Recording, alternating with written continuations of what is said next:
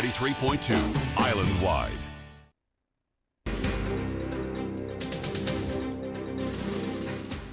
Good afternoon. This is Dulia de Silva for Gold FM, bringing you your news in detail.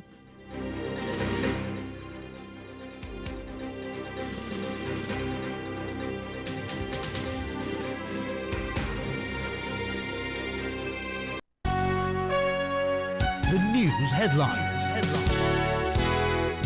on Gold FM.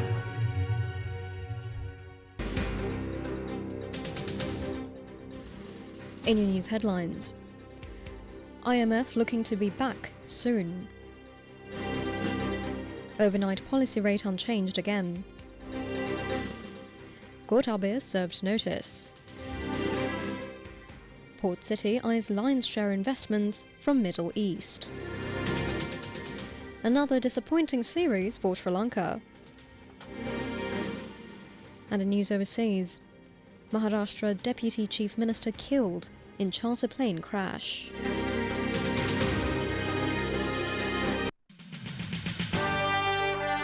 The top story on Gold FM.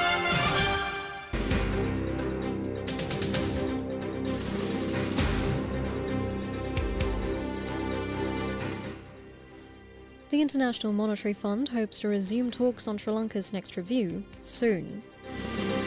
A team from the IMF concluded a week-long visit to Colombo to assess the devastation caused by Cyclone Ditwa.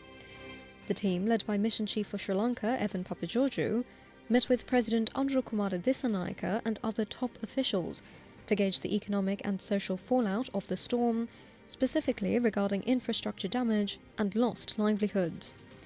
The mission is also met with representatives from the private sector, civil society organizations, and development partners. In a statement, the IMF said that the government reaffirmed its commitment to maintaining fiscal debt sustainability and protecting vulnerable groups through strengthened social safety nets as reconstruction begins. It is important to note that officials characterize this visit strictly as a fact-finding mission. As such, there was no discussion on the extended fund facility. However, Papageorgiou said that the team plans to field a mission at the earliest possible juncture to resume discussions on economic policies for the next review under the EFF.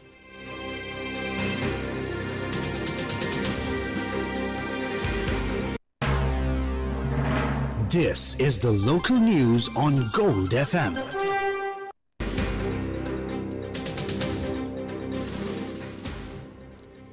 The Asian Development Bank projects Sri Lanka's economic recovery to continue with moderate growth of nearly 4% in 2025 and over 3% in 2026. This positive outlook follows a significant rebound last year, supported by a resurgence in tourism, strong remittance inflows, and a gradual build-up of foreign reserves. While improved investor confidence drives private investment, the bank warns that sluggish consumer demand and global trade uncertainties, including new international tariffs, remain key challenges to long-term stability.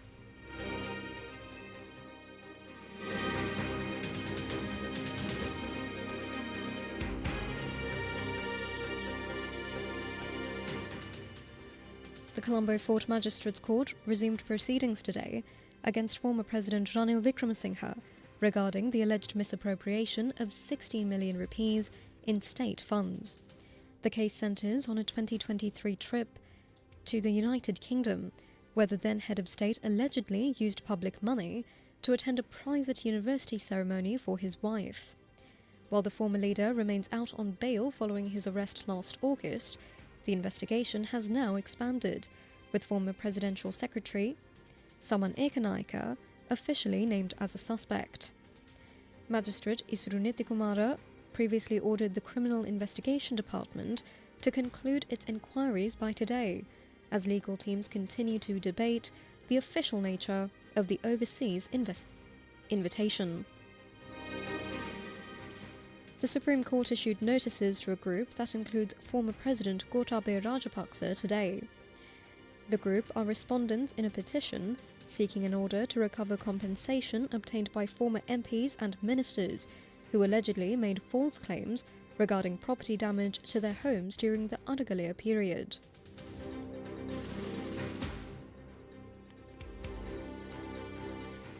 The Government Medical Officers Association is holding a special Central Committee meeting in Colombo today to determine the next phase of its escalating trade union action.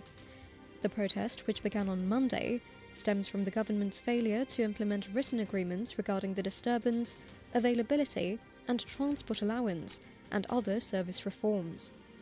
As part of the current five-fold action, doctors are refusing to issue prescriptions for medicines unavailable in state hospitals or recommend external laboratory tests, leading to significant disruption for patients across the island.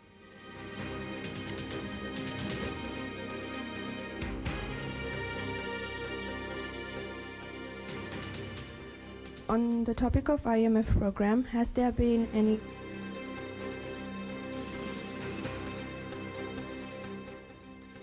The Monetary Policy Board decided to keep the overnight policy rate at 7.75% during its meeting yesterday. This decision aims to guide inflation towards a 5% target while balancing the domestic recovery efforts and global uncertainties.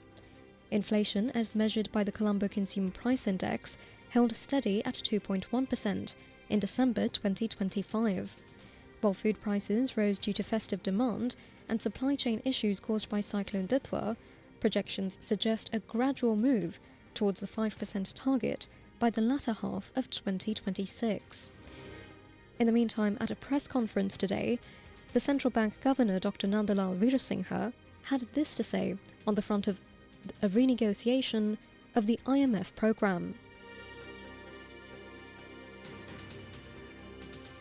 On the topic of IMF program, has there been any formal communication regarding renegotiation and what aspects and targets would need to be revised? I think there's already this IMF team is here to assess the impact of cyclone before they complete the next review. I think there's already press release. I'd like you to draw your attention on the press release that explain clearly the process. Basically what we expect is that the fifth review, which was postponed, that was to be completed in December, 15th of December. The cyclone impact, instead government IMF gave us RFI, Rapid Financing Instrument, 200 million. Then the EFA facility will continue. To complete the fifth review, they are here these days. Assess impact, and then next step is for them to come and have a staff review mission. Review mission means they look at the target and see whether it's appropriate to revise the target. That discussion will happen during the next mission. And once that is completed, there will be a staff level agreement to complete that review, and then it will continue. This person will take place after the review.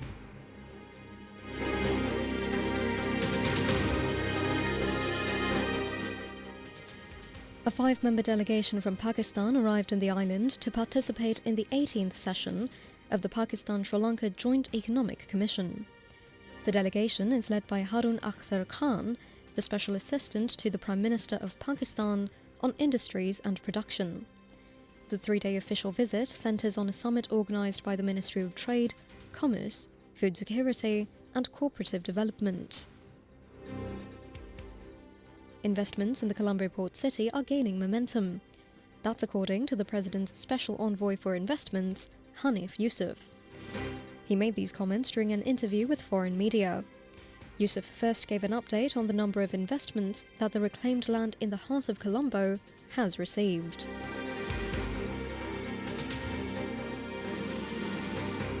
We've got about 140 applications already approved, and we've got 200 more on the pending list for approval. And if you look at the mix of the investors, they're from all over. The Chinese, it was about 13% when it saw last. They're from people from Middle East, people from Far East, people from Europe. Getting momentum. It's not restricted to one particular country. So where do you expect the bulk of investors to be coming from? I feel bulk of the investors, in my view, the way we are going, would be from the Middle East and from Europe.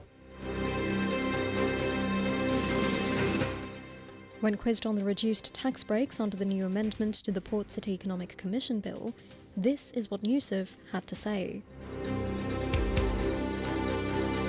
I welcome that scaling back because what it was a blanket approval for a certain amount of years. Does not matter how much you invest in the port city. But IMF has brought us fiscal discipline to our country, and we are one of the people that has come out of the crisis so fast from anywhere in the world. I mean, we have followed the IMF policies, and this policy of scaling back is a good thing. We want serious investors. So people who are serious investors want to see predictability and stability more than tax incentives. When the President's Special Envoy for Investments was asked about the single most significant barrier that the Commission is trying to get rid of, this is what he had to say. It is a perception. That's what I'm battling on. That's why I need to get on the road and tell them about the true story of the port city and why it's not what they think it is. How are you trying to convince the investors, right? What sort of safeguards are in place now within your country to make sure that the policy is steady, approvals, and that politics is not going to be swinging the policies itself? No, the port city regulations are governed by not to any line ministry. The Colombo Port City Commission is the independent regulator, and all the regulations are in place, and they're governed by international conventions. So I don't see any risk in that.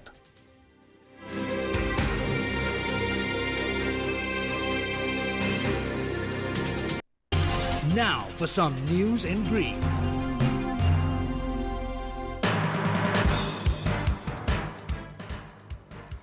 In your news in brief, 4 members of the Buddhist clergy, including Venerable Balangoda Kasapatera, as well as 6 other people, were further remanded until the 2nd of February by the Trincomalee Magistrates Court.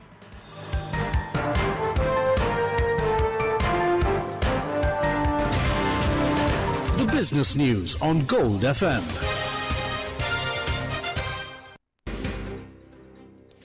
Sampath Bank plc received approval from the Central Bank of Sri Lanka to enter the wealth management sector through a newly formed, wholly owned subsidiary. The move represents a strategic expansion into non-interest income activities, allowing the bank to provide specialised investment advisory and portfolio management services to high net worth and affluent clients. When the central bank cleared the proposal, the subsidiary must now secure additional regulatory certification from the Securities and Exchange Commission of Sri Lanka before beginning its commercial operations. Gold broke through $5,200 for the first time today as the dollar plunged to a nearly 4-year low amid persisting geopolitical concerns ahead of a US Federal Reserve monetary policy decision.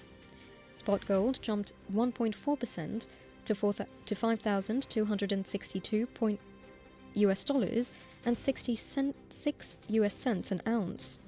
This is after scaling a record high of $5,266 earlier. It gained more than 20% since the start of the year.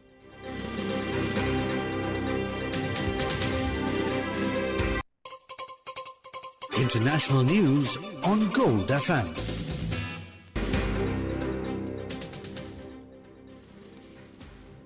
The Deputy Chief Minister of Maharashtra, Ajit Pawar, died this morning after his chartered aircraft crashed and burst into flames during an emergency landing in Baramati. The aviation regulator confirmed that all 5 people on board, including 2 members of Pawar's staff and 2 crew members, perished in the incident. The prominent Nationalist Congress Party leader was travelling from Mumbai to his political stronghold to campaign for local elections when the Learjet 45 went down in an open field. Prime Minister Narendra Modi and President Draupadi Murmu have led national tributes, describing the veteran politician's death as an irreparable loss to Indian public life. A court in Seoul sentenced former First Lady Kim Kon-hee to 1 year and 8 months in prison today after finding her guilty of accepting bribes from the alleged cult, Unification Church. The judges ruled that the spouse of the ousted leader Yoon Suk-yeol received luxury items, including designer handbags and jewellery, in exchange for using her influence to secure political and business favours. While she was convicted of corruption charges, the court acquitted her of separate allegations involving stock price manipulation and the misuse of political funds. Entertainment news on Gold FM.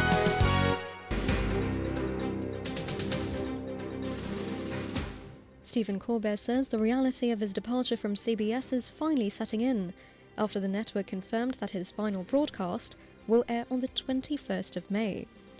The host expressed a deep sense of loss regarding his long-term collaborators, some of whom he worked with for over 3 decades.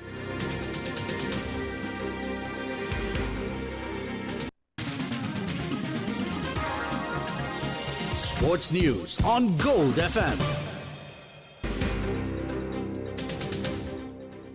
England claimed their first one-day international series away win in nearly 3 years after a dominant display against Sri Lanka. The massive partnership of 191 runs from Harry Brook and Joe Root powered the visitors to a total of 357.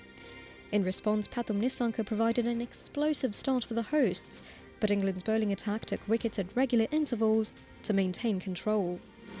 Pavan Ratnayaka fought back with a magnificent maiden international 100, yet his lone resistance ended with Sam Curran bowling him over in the 47th over. Sri Lanka fell 53 runs short, marking their first home series defeat to any side since 2021. That's it for now. This is Dulya De Silva for Gold FM. Thank you, and have a lovely day ahead.